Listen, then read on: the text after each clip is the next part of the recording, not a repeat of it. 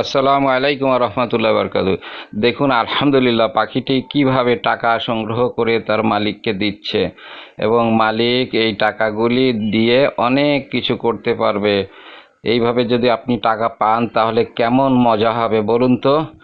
এই দেখেন কত টাকা সংগ্রহ করে মালিককে দিয়েছে। দেখেন, কচ্ছপ কত গর্ত করে নিজেকে সংরক্ষিত রাখার জন্য মাটির নিচে থাকে। এই দেখুন কি আলহামদুলিল্লাহ, একটা হরিণের মাথার উপরে পাখির বাসায় নড়াচড়া করছে। দেখুন আলহামদুলিল্লাহ, একটা গাছে কতগুলি মুরগি নড়াচড়া করছে।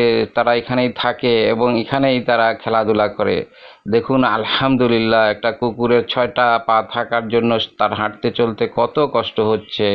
চারটি আলহামদুলিল্লাহ, দেখুন এই পাখিটি কত শিকারী। সে এসে একটা ম্যাচের কাঠি নিয়ে যাচ্ছে এবং বাসায় গিয়ে যখন ম্যাচের কাঠিটা রাখলো তখন আগুনে বাসাটা পুড়ে গেল।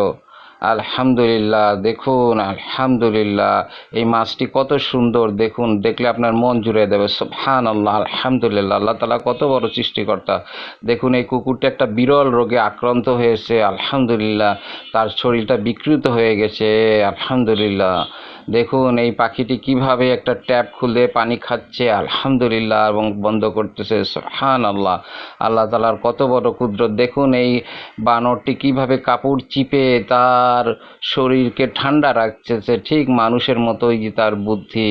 দেখুন এই কুকুরটি কত ভদ্রলোক। সে রসগোল্লা, মিষ্টি, চমচম, হালুয়া, পরোটা এবং মাংস খায় রেগুলার, যা আমরা চোখেও দেখি না।